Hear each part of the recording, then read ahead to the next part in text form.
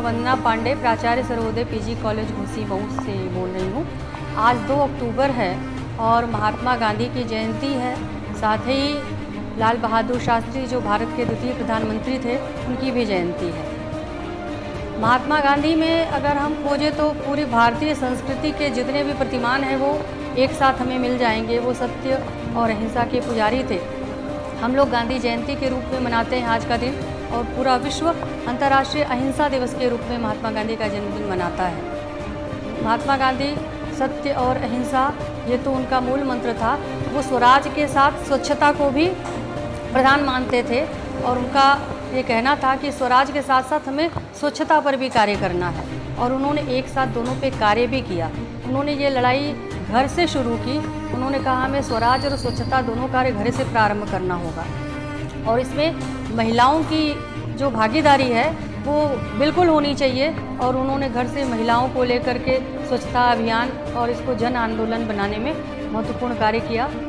उनका जो भी दांडी मार्च था, असहयोग आंदोलन जो कि 1919-1920 में चला, उसको उन्होंने भारत में इतना अधिक समर्थन मिला कि ये जन जन के लिए क्रांति बन गया। पहले लोग लड़ते थे, क्रांतिकारी लोग व्यक्तिगत तौर पर लड़ते थे। इन्होंने पूरे भारत को एक सूत्र में बांध दिया अपने इस आंदोलन से। दूसरी तरफ हमारे भारत के जो द्वितीय प्रधानमंत्री लाल बहादुर शास्त्री जी हैं, सादा जीवन उच्च विचार, इनका भी जीवन का जो मानदंड रहा वो रहा। ये महात्मा गांधी के ही अनुयायी भी रहे। 16 वर्ष की अवस्था में ये भी इस असहयोग आंदोलन में गांधी जी के साथ कूद पड़े, और ये लगातार भारतीय जो आंदोलन होता रहा, भारत के स्वतंत्रता संघर्ष में, उसमें ये शामिल रहे। लाल बहादुर शास्त्री जी बनारस में ही मुगलसराय में इनका जन्म हुआ था, और ये बचपन से ही बड़े पराक्रमी थे। अपने परिवार में सबसे छोटे थे, और ये गंगा पार करके प्रतिदिन आते थे यहाँ अध्ययन करने के लिए, और प्रतिदिन वापस जाते थे। इनका पूरा नाम था लाल बहादुर श्रीवास्तव।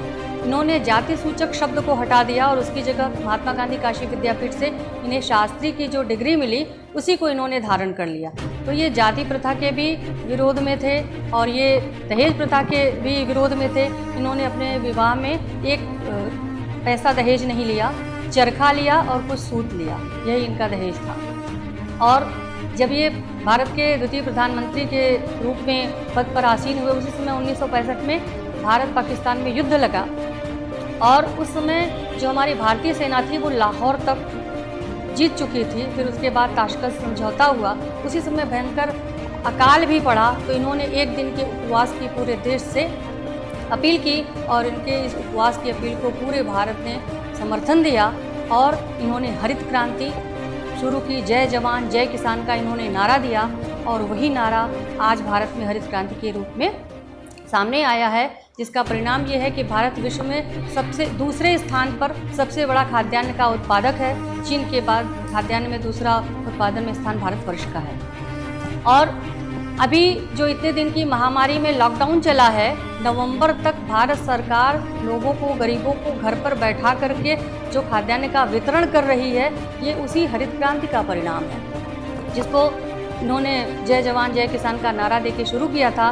मोदी जी भी उसी परंपरा के वाहक हैं। इन्होंने जय जवान जय किसान और जय विज्ञान को भी जोड़ दिया है, ताकि सभी लोग जो हमारे अत्याधुनिक टेक्निक है उससे जुड़ें और विज्ञान के साथ आगे बढ़ें।